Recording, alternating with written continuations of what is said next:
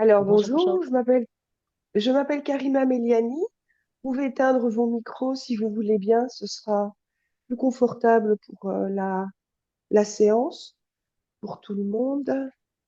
Donc, je m'appelle Karima Meliani, je suis hypnothérapeute et je suis également psychologue en Belgique et je forme les hypnothérapeutes. Voilà, donc je vous propose ce challenge dans le but, dans plusieurs buts en fait, de vous montrer des séances qui peuvent fonctionner ou qui peuvent ne pas fonctionner. C'est intéressant aussi. Euh, et puis, je choisis à l'avance les techniques, c'est-à-dire les méthodes, et pas les scripts, parce qu'il y a une grande différence entre une méthode et un script. Si vous voulez, je vous en dirai deux mots à la fin, parce que si ça vous intéresse, on peut parler de ça ensuite. Mais donc, je choisis une méthode et ensuite, je ne sais pas ce qui va venir comme difficulté, comme problématique, dans le sens où je considère qu'on peut travailler avec à peu près toutes les méthodes sur à peu près toutes les problématiques, sachant que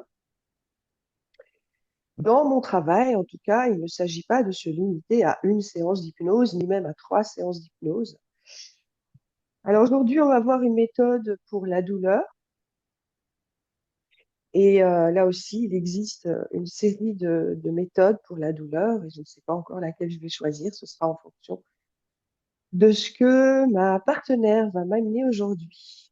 Ma partenaire qui est Stéphanie. Bonjour Stéphanie. Bonjour, Karima. Alors, je te remercie d'abord d'avoir accepté d'être volontaire aujourd'hui. Et puis, ben, je t'écoute. Eh bien, merci Qu'est-ce qui de t'amène? l'invitation. Je suis ravie de participer à ce challenge. La sélection du choix au niveau de la douleur, c'est que suite à un licenciement, j'ai une douleur qui s'est placée au niveau des hanches. Il faut savoir qu'il y a un souci mécanique d'origine et de naissance qui a été traité. J'ai fait tous les suivis médicaux qu'il fallait. Mais malgré ça, la douleur reste et elle est persistante. Et on sent que c'est une douleur émotionnelle parce que même pendant le traitement, je pouvais faire tout à fait un reset, comme si aucun soin n'avait été donné par kiné, par médecin, par quoi que ce soit. Et cette douleur a commencé suite à l'annonce de la fermeture de l'entreprise. Et elle est toujours présente. Oui. Donc, tu as identifié clairement la source émotionnelle. Oui. Peut-être en comprenant le lien émotionnel, ou bien est-ce que tu connais la source, mais pas forcément le lien?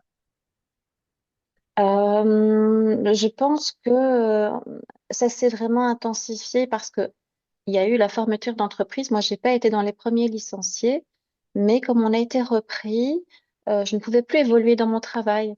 Et donc, je pense que ce lien, ce serait vraiment le pouvoir avancer dans mon travail.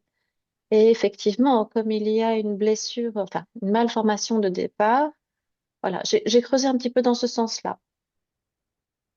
D'accord. Alors, euh, pouvoir avancer dans ton travail n'a pas été permis par ce licenciement. Mhm. Et tu dis que c'est important pour toi de pouvoir avancer. Oui, tout à fait. Mm. J'en suis toujours là. Le licenciement officiel pour ma part a eu lieu en mai, donc je suis toujours en champ reconversion en fait, hein. Donc, et l'hypnose est un bon support, mais voilà, je stagne dans ce que je fais à l'heure actuelle et il y a une inquiétude de savoir vers où je vais aller. Il y a mon âge qui est derrière, puisque j'ai déjà 51 ans, donc c'est plus difficile de trouver. Et puis je ne sais plus si j'ai envie de refaire la même chose. Et donc, je pense qu'il doit y avoir certainement un lien de cause à effet. D'accord. Alors aujourd'hui, tu dis que tu te réorientes, tu te reconvertis dans l'hypnose, c'est ça? Voilà, c'est ça, oui. En tout cas, je ne Ok. sais pas si j'aurai le plaisir de le faire au niveau professionnel, mais au niveau personnel, c'est un beau challenge. Et qu'est-ce qui empêcherait ce plaisir de le faire au niveau pro? Le fait de se lancer comme indépendante. Ou, Mm. donc, du coup, je passerai peut-être par un complémentaire, mais là, il faut de nouveau retrouver un travail. Il y a le il faut dans ce que je dis. Et voilà, je ne sais pas vers quoi aller, ni quoi faire. Et oui, je me sens un peu pétrifiée à ce niveau-là. Et c'est assez douloureux d'avoir dû quitter un endroit où j'étais bien, euh, où je me plaisais. Et c'était un chouette secteur. Et retrouver un secteur similaire, ça semble très difficile au vu de ce qui se passe à l'heure actuelle au niveau de l'emploi, puisque c'était un métier de commercial et beaucoup de sociétés sont en difficulté à l'heure actuelle. Bon. Alors, bon, bah, comme tu le sais, c'est une seule démo ici. Oui. Donc, on va pas pouvoir travailler sur tous les aspects. Qu'est-ce que tu aimerais pouvoir faire aujourd'hui comme séance? Je veux dire, quelque chose qui t'aiderait à quoi concrètement? Parce que, donc, je vais juste dire deux mots sur ça. Il y a en hypnose ce que j'appelle l'hypnose d'Afalgan ou Doliprane pour les Français. C'est une hypnose qui va s'occuper du symptôme. C'est intéressant et c'est très intéressant même pour la douleur. Parce que ce qu'on attend quand même dans une douleur, c'est que au minimum, on puisse avoir moins mal. Et c'est possible grâce à l'hypnose. Et puis alors, il y a une autre forme d'hypnose euh, qui s'occupe plutôt des émotions. L'un n'exclut pas l'autre et pour moi, un accompagnement complet serait de s'occuper des deux. Alors aujourd'hui, moi, j'avais l'intention de proposer plutôt une hypnose doliprane, mais j'entends que toi, tu pars plus vers des questions émotionnelles. Qu'est-ce qui serait quand même le plus porteur pour toi aujourd'hui avec cette séance-ci? Je préférerais pour une séance unique travailler sur la douleur physique, puisque je suis Douleur. déjà en travail sur la douleur émotionnelle Très qui bien. chemine. Donc là, je pense que voilà, ça se fera avec le temps et ça a déjà bien travaillé. Mais si effectivement cette douleur pouvait prendre moins de place au niveau physique, ben, il faudrait me permettre de reprendre mon quotidien, de passer des nuits complètes, de ne pas être réveillée par cette douleur. Donc, on va pas la supprimer, je me doute, elle a une raison d'être, mais qu'elle prenne moins de place, ce serait déjà très bien. On la supprimerait pas. Tu as vu un médecin. Non, mais je présume que si elle est là et que tant que l'émotionnel ne sera pas guéri, la douleur ne va pas tout à fait, voilà, elle se rappellera à moi pour me dire, hey, t'as pas fini le travail, ma grande. Tu le souhaites. Si Mhm. tu souhaites garder quand même pour qu'elle continue à te rappeler quelque chose, il n'y a aucun souci. Et moi, je n'ai qu'à vérifier une chose, c'est que tu aies vu un médecin et Oui, qu'on connaisse, en tout cas, les éléments médicaux de la douleur. Ça, c'est toujours très important parce que je ne m'occupe pas des raisons médicales pour lesquelles tout tu à as fait. mal. Je m'occupe uniquement de la douleur. D'ailleurs, Oui, je n'ai même pas au départ besoin, pas, j'ai pas besoin de connaître en fait toutes les affections, affections médicales. J'ai pas besoin de connaître les noms des problématiques médicales. J'ai juste besoin de savoir si tu as bien consulté un médecin, parce que moi, oui. je ne m'occupe que de la couche douleur. Tout a été fait de manière complète, un traitement complet. Très bien. Alors, on est raccord pour travailler aujourd'hui sur l'aspect sensoriel, sensitif de la douleur. Donc, comme j'appelais ça l'hypnose doliprane, et c'est tout à fait OK pour moi. C'est très bien. D'accord? Alors, est-ce que cette douleur est présente en ce moment?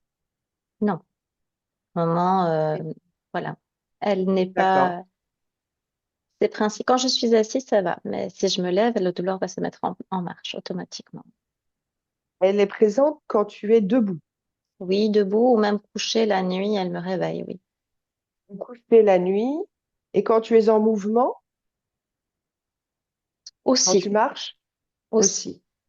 Et la position assise est toujours confortable. Alors, C'est ça, tout à fait. très bien. Merci. Tu as déjà fait de l'hypnose? Pas en thérapie, mais en auto-hypnose et dans le cadre de ma formation auprès d'autres collaborateurs qui étaient en formation également. Non. Alors, il y avait d'autres personnes ici qui souhaitaient vivre cette hypnose. C'est possible. Néanmoins, il se pourrait que j'ai quand même un échange avec toi durant l'hypnose. Ça reste plus porteur, même si alors, je vais dire le contraire de ce que je viens de dire. Moi, je trouve que travailler en groupe, en hypnose, c'est très, très porteur, vraiment. Et si vous le souhaitez, je vous expliquerai pour quelles raisons aussi après la séance. Bien. Donc, cette douleur est absente, totalement absente en ce moment. Elle est à zéro, c'est ça? Oui, tout à fait. Donc, tu attends de cette séance quelque chose que tu pourras réutiliser, toi, lorsque la douleur sera présente. Oui, tout à fait. Si elle est à nouveau présente. Je ne Et sais si pas. elle ne l'est plus, ce serait formidable, effectivement. Ah, je ne sais pas. OK, bien. Alors, tu peux simplement fermer les yeux. Et puis là, dans cette pièce derrière toi, moi, j'ai une vision sur des végétaux, peut-être. Est-ce qu'il s'agit bien de ça? Oui, Ouais, OK. Alors, ça tombe bien.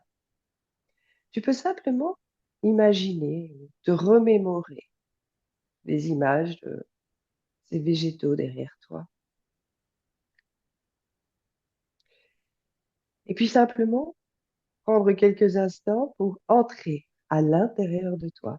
Et moi, je vais t'accompagner en décomptant de 10 jusqu'à 1. Avec chaque chiffre du décompte, tu pourras aller encore un peu plus profondément dans ton hypnose et peut-être même visualiser de manière encore un peu plus approfondie. Visualiser des éléments végétaux, un peu comme ceux qui se trouvent sur ton mur. 10, 9. Tu entends les sons qui t'entourent. Tu entends le son de ma voix qui t'accompagne. 8. Et tu vas un peu plus profond. 7.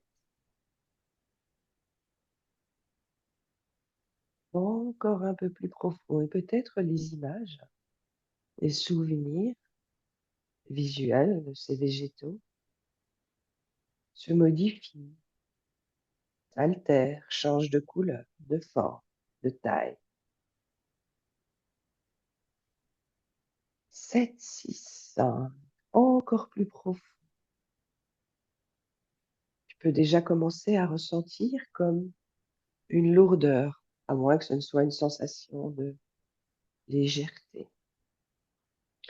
5, 4 et encore plus profond. 3, 2 et 1. Profondément relâché. Tu viens d'effectuer la première partie de ta détente. À présent, c'est pour toi comme si tout le corps pouvait se relâcher. Ouais. Avec cette position particulière que tu peux à tout moment ajuster pour trouver encore un peu plus de confort. Dans quelques instants, et afin d'augmenter encore la profondeur de ton hypnose, tu vas pouvoir ouvrir les yeux et les refermer tout de suite après. En refermant les yeux, ce sera 2 fois plus profondément. Alors ouvre et ferme. Et encore une autre fois. Et ouvre et ferme. Très bien. Et nous allons faire une troisième fois. Ouvrir et fermer. De plus en plus profond. Dans quelques instants, tu vas pouvoir te rendre dans un lieu dans la nature, un lieu à l'extérieur. Peut-être une nature dense, comme une forêt, à moins que ce ne soit un lieu plus ouvert. Tu peux prendre un chemin, peut-être que ce chemin sinue et t'emmène de plus en plus proche de ce lieu. Tu peux même créer ce lieu de toute pièce. Tu peux l'imaginer avec ses détails, ses formes, ses couleurs, ses différents éléments. Et plus tu entends le son de ma voix qui t'accompagne, et plus ce lieu devient ton lieu. Et dans ce lieu, tu vas imaginer, tu vas représenter, tu vas choisir un art. Quand tu as cet art, que tu l'imagines, que tu le vois ou même que tu le ressens, tu vas simplement me l'indiquer en hochant légèrement la tête. Cet arbre, il est là. Ouais, très bien. Alors cet arbre, il te représente. Cet arbre, c'est un peu toi. Le haut du corps, c'est comme le tronc de l'arbre. Puis le bas du corps, c'est le bas et les racines de cet arbre. Et la tête, c'est un peu comme les branches de cet arbre. Dans quelques instants, tu vas pouvoir visualiser ou même imaginer totalement cet arbre. Alors peut-être qu'il est seul, peut-être y a-t-il d'autres arbres autour de lui. Peut-être se trouve-t-il au milieu d'un champ, à l'orée d'une forêt. Et je ne sais pas où se trouve cet arbre qui te représente. Tu vas simplement identifier totalement comment est cet arbre et ce qui l'entoure. Alors dis-moi, où se trouve-t-il cet arbre? Dans une forêt. Il est dans une forêt. Mhm. Il fait l'automne. Et c'est l'automne. Ok. Comment est-ce qu'il se sent cet arbre dans cette forêt à l'automne? Il est entouré, mais pas de grands arbres. Il y a comme des jeunes pousses tout autour. Alors, il y a bien une forêt, hein, on la voit, mais c'est le seul arbre qui a un tronc un petit peu conséquent. Le seul arbre avec un tronc conséquent. Il est entouré. Et un peu plus loin, il y a des arbres, d'autres arbres. Et lui, il est là avec quelques végétaux qui poussent à ses pieds, c'est ça? Ok. En quelques instants, tu vas même pouvoir identifier quelque chose sur cet arbre. Une sorte de gêne. Peut-être un autre arbre qui pousse sur l'arbre ou dont les branches cachent une partie de la lumière à l'arbre. Peut-être un champignon, peut-être une plante, peut-être quelque chose qui gêne cet arbre. Et je ne sais pas où se trouve cette gêne sur l'arbre. Tu vas simplement l'identifier et m'indiquer que se passe-t-il pour cet arbre.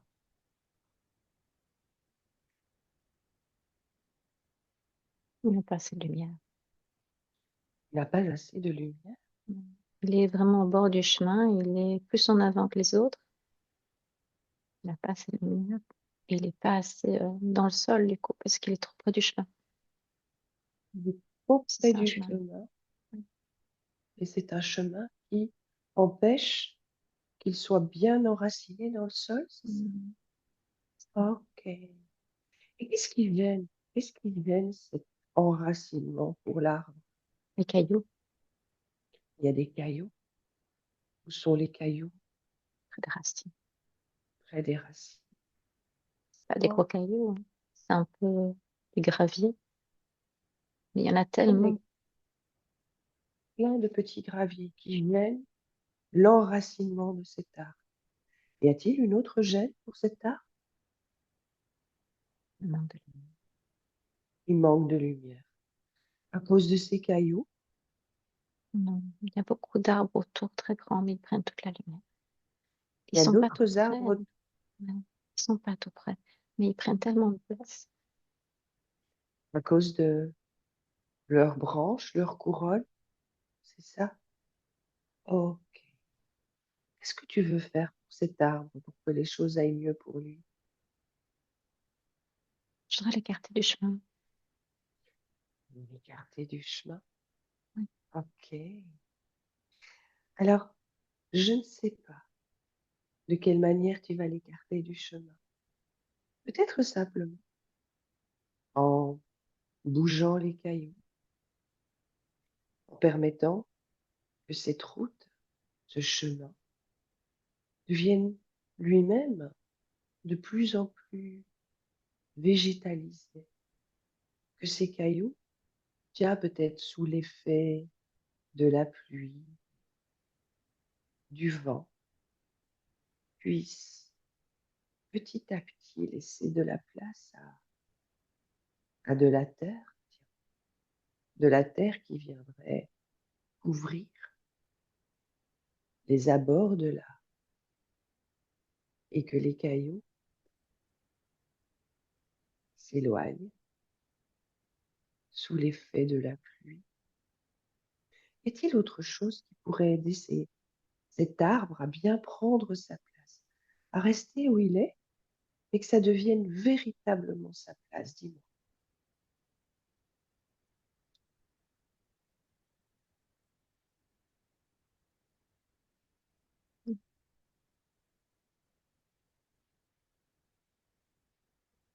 Que faudrait-il alors?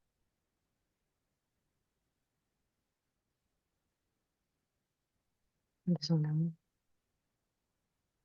Il a Besoin. épuisé en amont? Il a besoin d'amour, cet arbre. Besoin qu'on lui dise Il a qu'il est besoin. mm, Il a besoin d'amour et qu'on lui dise bien, qu'il est beau, qu'il qu'il est est beau, bien. qu'il est bien, qu'il est bien Ok. là. Hmm. C'est pas grave s'il est là, il est bien, il est utile. Il est bien là et il est utile. Qu'est-ce qui Mm. peut donner cet amour à l'art pour lui dire qu'il est bien là, qu'il est utile? Moi, Toi? moi, moi, je D'accord. Ok. Alors c'est ton art. Cet arbre, à la fois, c'est toi et à la fois, toi, tu peux lui donner cet amour.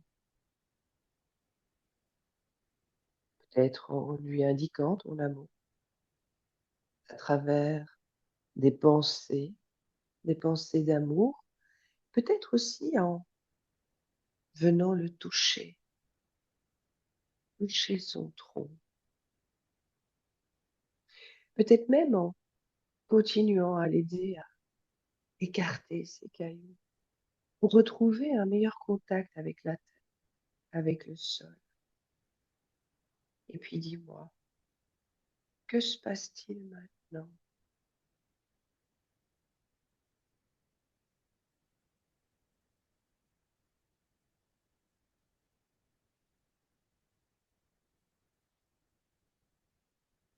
les petites fleurs qui arrivent. Il y a des petites fleurs. Hmm.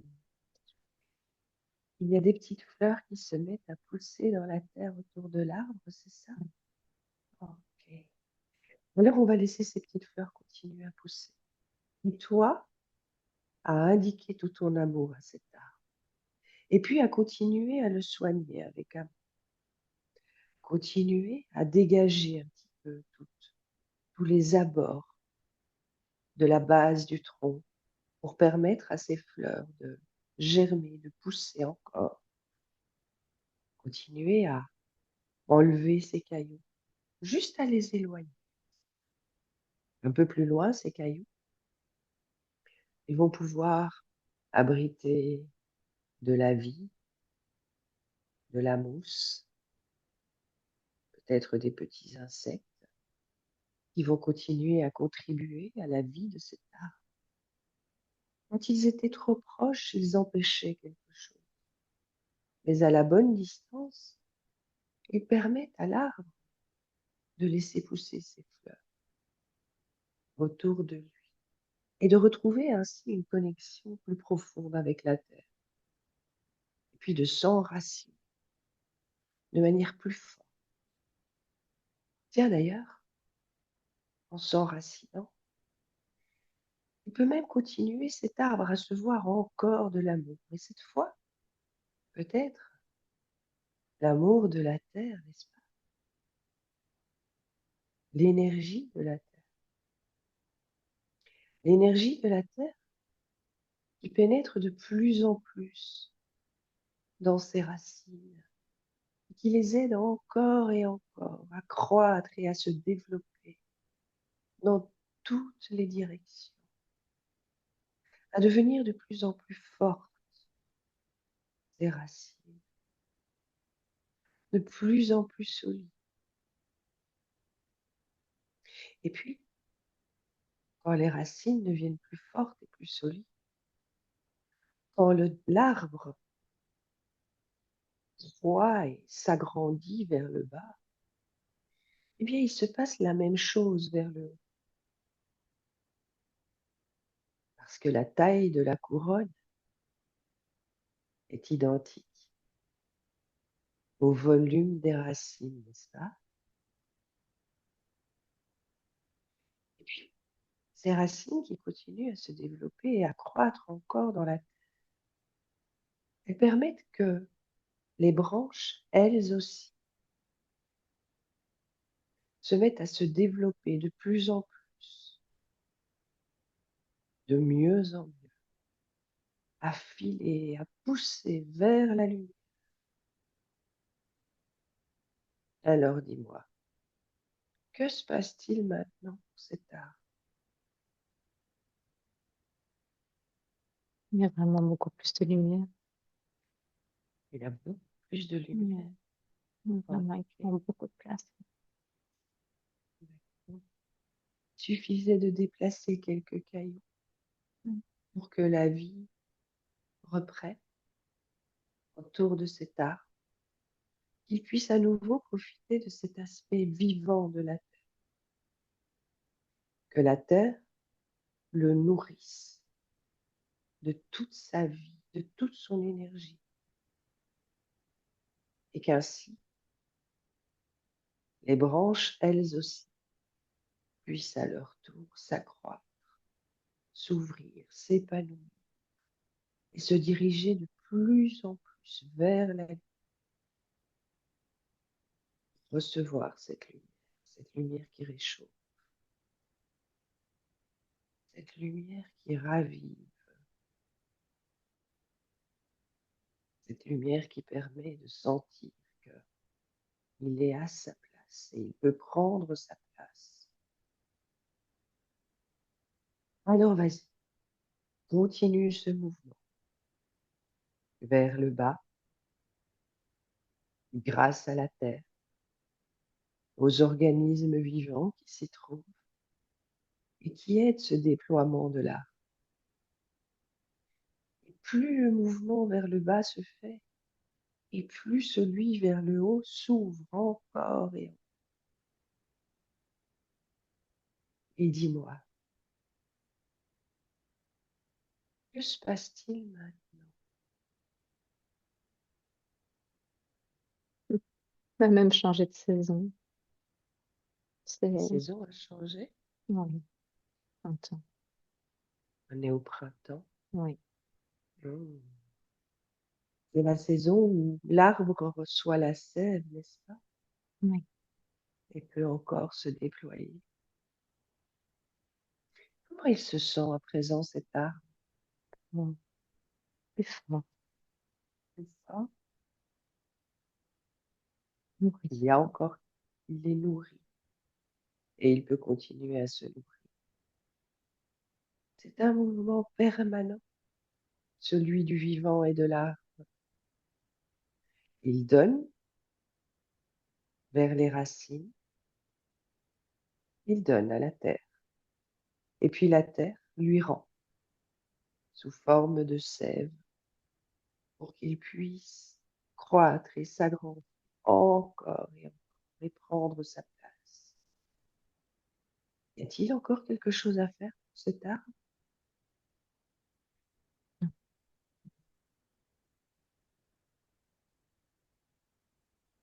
Peut lui permettre de comprendre ce mouvement, cette dynamique à laquelle il appartient tout simplement et de manière naturelle, la grande dynamique du vivant.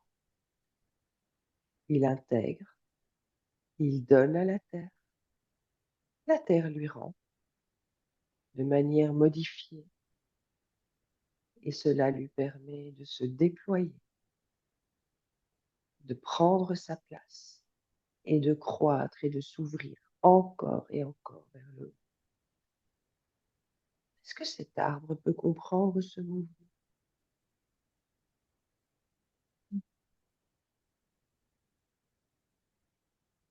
Alors je veux que cet arbre intègre totalement ce mouvement.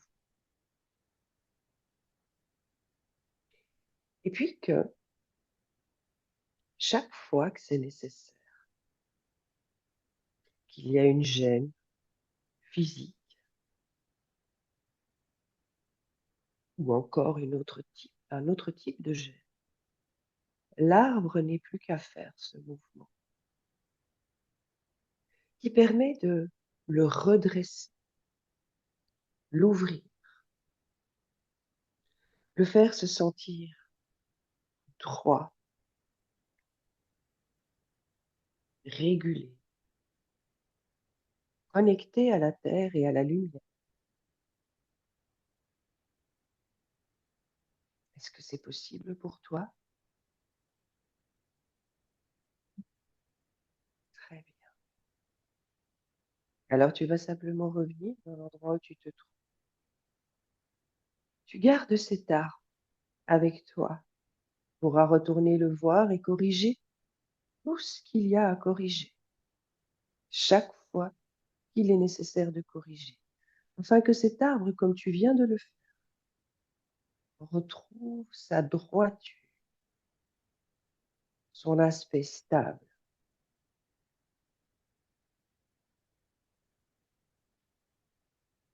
sa place,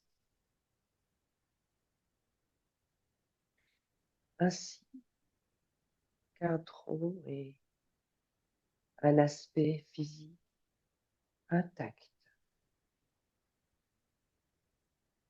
Et moi, je vais simplement compter de 1 jusqu'à 5. Tu peux garder ton arbre avec toi en esprit et retourner le voir chaque fois que tu en as besoin. Car tu as la capacité, la magie de pouvoir tout corriger pour cet art. 1. Tu peux revenir vers l'endroit où tu te trouves en gardant l'image et l'énergie de cet art. 2. Tu reviens progressivement. Tu commences à ressentir l'espace qui t'entoure, la chaise sur laquelle tu es assise, à entendre ma voix à un autre niveau de conscience. 3. Ah là, tu peux commencer à bouger avec souplesse. 4. Tu peux même t'étirer si tu le souhaites. Voilà, étirer le visage. Et 5. Ouvrir les yeux et revenir totalement. Oh, comment ça va, Stéphanie? Ah, oh là là, ça va bien, merci. C'était c'était impressionnant. Je sentais vraiment que mes pieds poussaient dans le sol à plusieurs reprises et je sentais une chaleur sur ma hanche, donc là où la douleur se met, comme si tu lui parlais directement à elle. Donc oui, et les images étaient, oui, je suis visuelle, donc c'est quelque chose qui me parle très fort et effectivement, l'accompagnement de ta voix a vraiment modifié l'imaginaire de l'arbre à tel point que c'était vraiment réel, oui. Si. Et si je bouge ma Et ça, hanche, et ça fonctionne même pour les personnes qui ne sont pas forcément visuelles, mais bon, il s'agit du coup d'utiliser une autre, tout un autre lexique, hein, ou en tout cas d'utiliser un lexique large, quoi. Avez-vous des questions?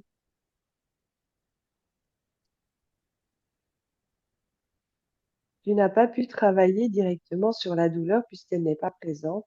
Mais pourquoi avoir choisi ce protocole? Alors, oui, nous avons travaillé sur la douleur, même si elle n'était pas présente, mais de manière subtile. En fait, ce protocole, je l'appelle l'arbre des possibles. Lorsque la douleur est présente, il va toujours, je n'ai pas besoin de demander qu'on place la douleur sur l'arbre, j'ai juste besoin de dire qu'il y a une gêne et la personne va aller identifier cette gêne à l'endroit exact où elle a une douleur. C'est comme ça que ça se passe. Cet arbre, c'est toi.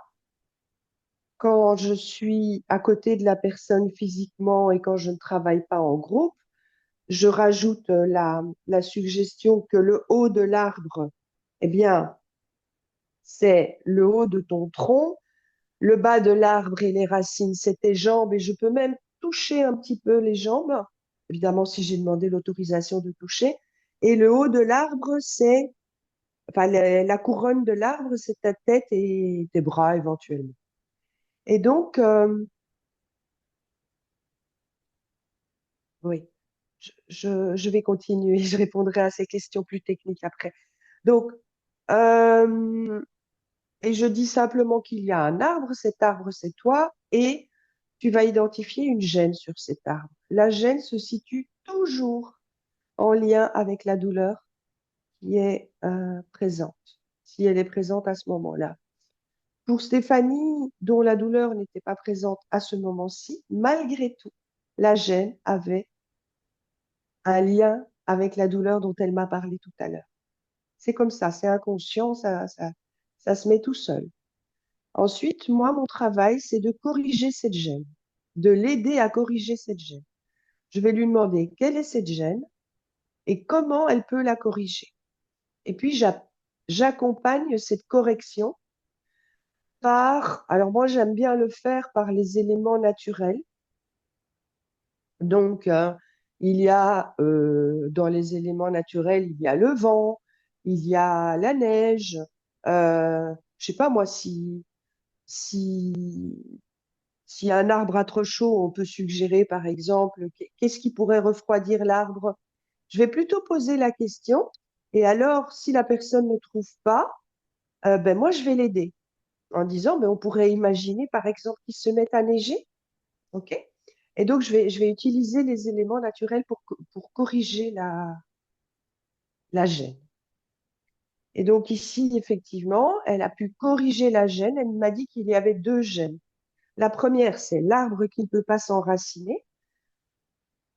Cette gêne dont Stéphanie a parlé, elle était à la fois physique et à la fois symbolique, puisqu'elle a parlé tout à l'heure de ne pas pouvoir avancer, ne pas pouvoir savoir où est ma place finalement.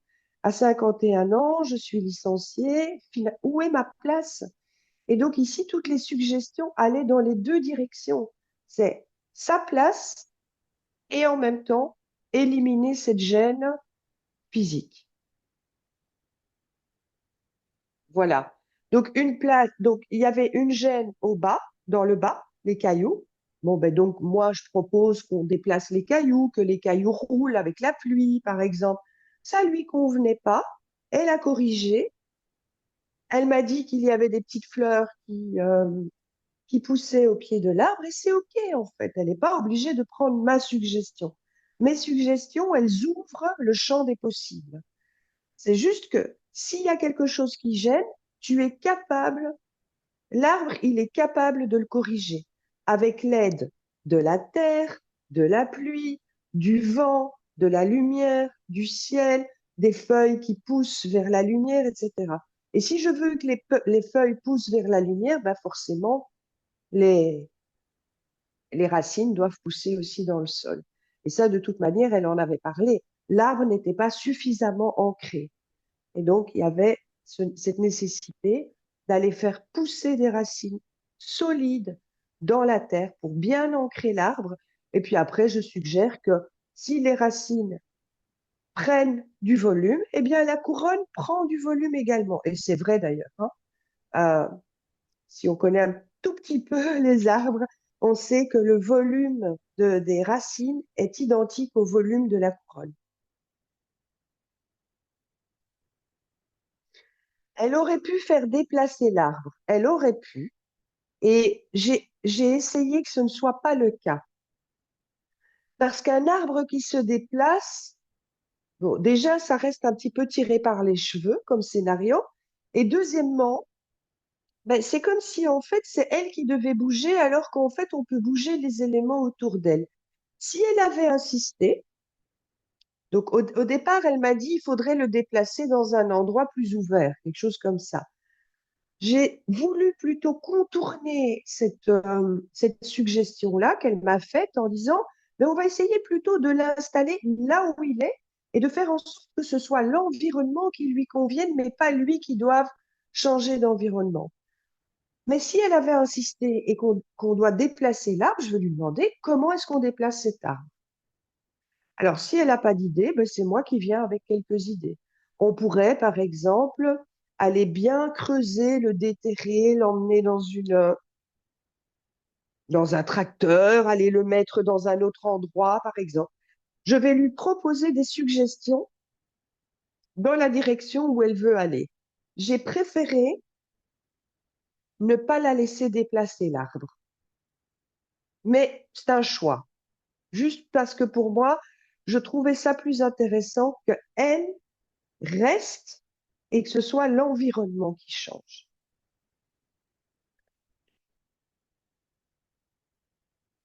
Et dans le cas d'une douleur physique suite à une opération, par exemple, comment utiliserais-tu le protocole? De la même façon, c'est elle qui... Donc je lui dis, tu vas dans un lieu, dans la nature. Forcément, un arbre ne peut se trouver que dans la nature, hein. Et oui, ça peut pas être un arbre en pot, hein. Enfin, voilà, c'est un arbre dans la nature. Alors évidemment, si vous si vous avez peur que la personne soit un petit peu anxieuse dans la nature, demandez avant. Mais bon, je veux dire, 99,9% des gens ne sont pas anxieux d'aller se promener dans la nature si on propose plusieurs possibilités. Je n'ai pas dit que c'était une forêt. J'ai dit soit un endroit fermé, un peu comme une forêt, soit un endroit plus ouvert, un champ, une prairie, et il y a un arbre. Ça, c'est la base du protocole. Il y a un arbre et cet arbre, c'est toi. Il te représente. Voilà. Dis-moi comment il se sent. Première question. Et là, soit tout de suite, il y a quelque chose qui est embêtant, il se sent bien ou pas bien, et même s'il se sent bien, il y a quelque chose qui est bof. Et je lui demande, c'est quoi qui est bof, qui embête cet arbre? Soit elle me dit quelque chose de plutôt vague et ça va, il se sent plutôt bien, il est entouré. Alors à ce moment-là, j'ajoute la suggestion. Il y a une gêne sur cet arbre. Il y a quelque chose qui gêne cet arbre. Peut-être un autre arbre qui pousse, peut-être une branche cassée, peut-être, voilà, peut-être un oiseau qui a fait un nid beaucoup trop grand. Enfin, bref, on peut ajouter autant de peut-être que l'on veut jusqu'à ce qu'elle puisse, elle, identifier une gêne. Et vous allez voir, vous allez constater que cette gêne correspond toujours à quelque chose de la douleur. Pour les douleurs chroniques, bien sûr. D'ailleurs, je ne travaille en groupe que sur des douleurs chroniques, puisque la douleur aiguë, c'est par exemple une jambe cassée.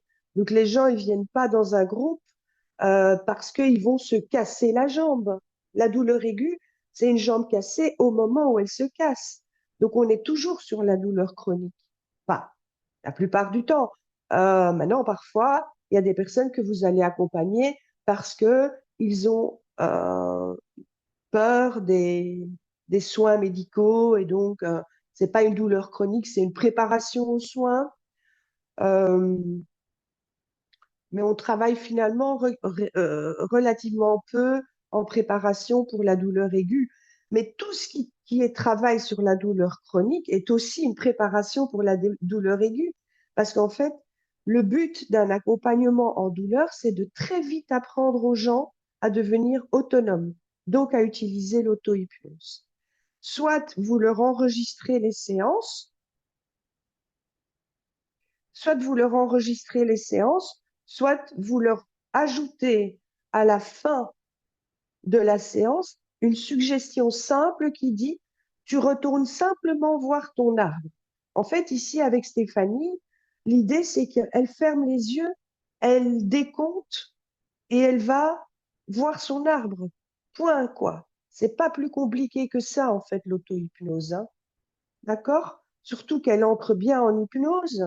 Très vite, vous pouvez apprendre aux gens, je ferme les yeux, je décompte et je dis simplement de plus en plus profond à chaque chiffre, 10 plus profond, 9 plus profond, 8 plus profond. Je ne vais pas le faire parce que sinon je vais entrer en hypnose. Et à un, je suis avec mon arbre. Et basta, en fait, hein. Ça, c'est déjà de l'auto-hypnose, hein. Alors, attendez. Peut-on utiliser cette technique pour des situations relationnelles compliquées? Oui, bien sûr. De toute façon, on peut utiliser toutes les techniques pour tout ce qu'on veut du moment qu'on les adapte. C'est une technique que moi j'utilise plutôt sur la douleur, mais l'arbre des possibles, ben, comme son nom l'indique, franchement, il ouvre les possibles. Et moi, j'aime beaucoup utiliser des métaphores avec la nature. Quand on enregistre la séance, c'est celle qui vient d'être faite ou toi toute seule qui enregistre une séance, ce qu'on trouve sur YouTube. Ben, moi, je vais proposer aux gens d'enregistrer la séance que je suis en train de faire parce que sinon, après, je dois travailler encore pour leur enregistrer une séance. Donc, je dis, prenez votre téléphone si vous voulez enregistrer et enregistrez.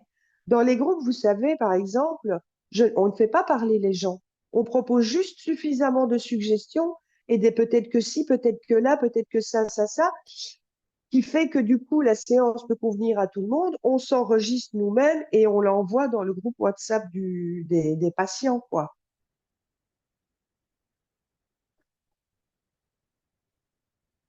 L'intérêt des séances de groupe. Ah ben, l'intérêt des séances de groupe, c'est un aspect qui est bien précis, qui s'appelle la remise en mouvement. La thérapie, quelle qu'elle soit, consiste à se remettre en mouvement. Le changement, c'est ça. C'est sortir du symptôme. Le symptôme fige, le symptôme bloque, le symptôme paralyse psychiquement ou physiquement. La douleur, d'autant plus.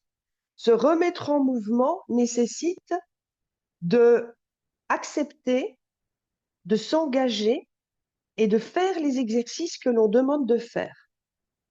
Donc, pour que cette remise en mouvement soit plus effective, je constate qu'en groupe, ça fonctionne mieux. Pour une raison, pour plein de raisons, mais je vais vous en donner une centrale. C'est que quand on demande aux gens de faire un devoir, quand ils sont en groupe, ils le font. Parce qu'en fait, ils ont la pression du groupe. Et on leur demande toujours de faire un devoir. Pour la semaine prochaine, vous faites ça. Refaire la séance, illustrer la séance. Par exemple, ce qu'on vient de vivre ici, en hypnose de groupe, dans des groupes suivis, je vais dire, vous allez maintenant illustrer votre arbre. Et vous allez tous les jours demander à votre arbre comment il se sent. Et puis les gens reviennent la semaine suivante et ils ont fait leur devoir. Contrairement à l'individuel, où ils vont vous dire, ah mais j'ai pas fait, ah mais j'ai pas eu le temps, ah mais j'ai pensé à autre chose, ah mais en fait, en groupe, ils le font. Euh, et puis après, il y a tous les aspects aussi de dynamique de groupe, de solidarité dans le groupe, d'empathie, de vivre des expériences qui sont qui amènent en fait à la comment dire à la prise de conscience qu'on n'est pas seul à vivre ce qu'on vit. Et ça, c'est énorme en fait. Oui, la résonance, bien sûr. Enfin bon, il y a vraiment plein d'aspects qui font que moi j'adore travailler en groupe. J'adore ça. Et puis c'est gai, quoi. Les groupes, ça vous donne de l'énergie parce que l'énergie circule, quoi. C'est gai. L'avantage aussi, c'est que les gens peuvent payer moins cher, faire tout un cycle. Mais si vous travaillez en groupe, faites un cycle, hein. Mais tout ça, j'en parle dans la formation hypnoanalgésie, où j'explique en fait comment je travaille en groupe. En hypnoanalgésie, je prends plus des patients en individuel, je travaille en groupe uniquement. Parce que la douleur a énormément de bénéfices secondaires, hein. Stéphanie nous disait, alors en tout respect, hein, Stéphanie, c'est pas que tu veux garder ta douleur, mais tu nous as bien dit, tant que ma douleur est là, c'est le signe qu'il y a quelque chose d'émotionnel. Donc, en fait, elle ne doit pas totalement disparaître. Pour moi, ça, en traduction, ça veut dire, eh bien, tant que ma douleur est là, elle m'indique que je dois prendre soin de moi de manière émotionnelle. Et donc, c'est ce qu'on peut appeler un bénéfice secondaire, en fait. Et donc, ce type de bénéfice secondaire, ben, c'est fréquent et c'est normal. C'est OK, tant que j'ai mal, ben, je sais que ça veut dire que je dois prendre soin de moi. Vous savez, moi, parfois, je me dis, j'espère en fait avoir une grippe pour pouvoir m'arrêter de travailler parce que sinon, je ne fais jamais. Donc voilà. Ben donc, ce type de bénéfice secondaire existe. Et puis après, pour des personnes qui ont vraiment des douleurs chroniques et qui arrêtent de travailler, il y a d'autres bénéfices secondaires. Et donc, c'est vrai que le fait de travailler en groupe, ça permet aussi de sortir de ces bénéfices secondaires. Parce que malgré les bénéfices secondaires, les gens veulent vraiment aller mieux, hein. Ça ne veut pas dire qu'en fait, ils ne veulent pas aller mieux, hein, les bénéfices secondaires. C'est inconscient la plupart du temps. Voilà, est-ce que vous avez encore une question et après on arrête? Est-ce que c'était intéressant?